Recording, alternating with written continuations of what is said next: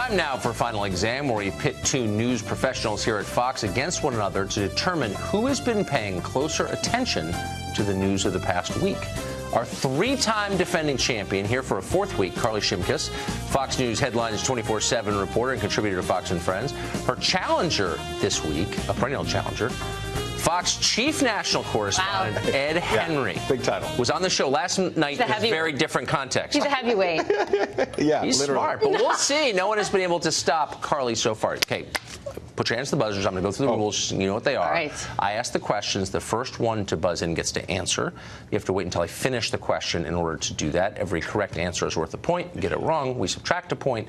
Best of 5 wins. All right. Ready? I think we can handle that. All right. We'll see. Good luck. Thank you. Here we go. A 13-year-old went viral during Justin Timberlake's halftime show at the Super Bowl because he seemed very distracted. What was he doing? Ed Henry. He was on his phone. He took a selfie with Justin Timberlake, but he was watching a video and it broke down or something, so he got teased. Ooh, that's a long answer. Ooh. Does the tape, but it matters. He was on Ellen. I saw him on Ellen. We're going to roll the tape and find out. Interesting information. Memes of 13-year-old Ryan McKenna stealing the spotlight, poking fun at the teenager for staring at his phone too much while the pop star was right next to him. I thought the kid should have taken the selfie with Justin behind him and then put his phone down and enjoy the show. But just like what we all do, everyone's got to have their phone and tape everything. Well, that's a very unclear answer. No, I dispute that. No, but our judges are saying that he got it.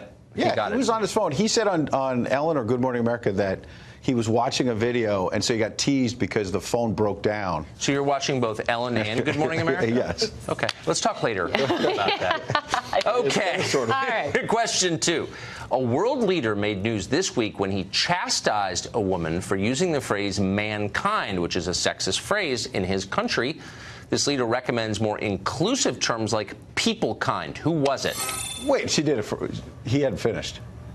Whoa! All right. Judges? He finished, said the judges. That would be Canadian Prime Minister Justin Trudeau. Not Justin Timberlake, Justin Trudeau. Justin Trudeau. All right, we're going to check the other tape on JT. that. The other JT. Here we go. Prime Minister Justin Trudeau is really serious about making Canadians watch their language. Maternal love is the love that's going to change the future of mankind. So we'd like you to look we would like to say people kind, not necessarily mankind, because it's more inclusive. Very inclusive. Yeah. He's an inclusive guy. It's about inclusiveness. So let me just say that our judges, look, I'm not sure why they make the decisions they do, but you don't ask those kind of questions. This is a very hierarchical show. The judges are in charge. Right. There we go. It's 1 for 1. Okay, very good. Do you have a certain number of challenges? Like no, I don't. I never challenge it. That would be wrong. Question 3. Which 77-year-old lawmaker just set a record for the longest continuous speech in the history of the House of Representatives, causing some of her colleagues to doze off in their chairs? Carley Shimkus. That would be Nancy Pelosi. Nancy Pelosi. I don't think she's 77, but we'll find out. Okay. Check the tape. And Nancy Pelosi, she punishes, promotes the Dreamers with a marathon 8-hour speech. Good for her. 4-inch heels, too. Lent has come early. Even Democrats aren't happy with the minority leader's performance. One of Nancy's colleagues fell asleep during the speech. No, that's brutal.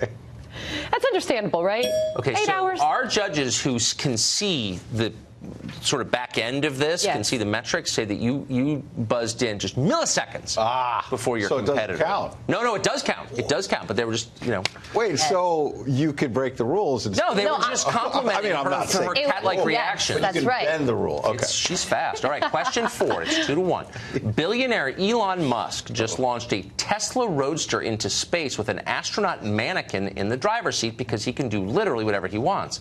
The Roadster has now gone off track and is headed for the asteroid belt. But what was its original destination? Ed Henry. Mars, the orbit around Mars. Mars, the orbit around Mars. All right, let's check the tape. And just for fun, the payload on this test flight was a brand new electric Tesla Roadster, which is now heading to the Mars orbit with a Starman astronaut dummy in the driver's seat and 3 cameras to provide epic views. That is correct. And by the way, our judges said they admired the precision with which you answered it. Mars or the orbit around. Right. Well, I was trying to do it pretty wide. He's casting a wide net. Okay, so this is the third week in a row that Carley has come to a sudden death scenario. Wow. 2-2, winner of this takes the award, which has changed this week. All right, final question. Another example of tech changing everything. Best Buy, the company, announced this week that they will no longer be selling which music-related product? Ed Henry. CDs. Boy, that's pretty authoritative. That would make sense. It's not 8 tracks. Let's check the He tape. seems confident. CDs. According to a report in Billboard, Best Buy has just told music suppliers that it will pull CDs from its stores come July 1st. All right. Wow. And there you go. Let's get the coffee mug. Let him have it. I want the coffee mug. I just let him have it. He's such a nice guy. If you're going to lose to someone, it should be Ed. And I was teasing you about the mug. All right, Ed. So one era ends, another begins. We have a new prize. This is the Eric Wemple mug. This has a picture of Eric Wemple of the Washington Post, who was a guest on the show at one point. Here's what happened to him. And then the backside is my triumphant face. So this is the official Eric Wemple mug. You made the mug. This is the very first day of it. Congratulations. Thank you. I will drink this with honor. I bet you will. Thank you both. That was great. Wow, that was intense. Thanks, we had fun. Pay attention all week. Final exam's over now, but next week we'll be back, and you can see if you can outwit our contestants.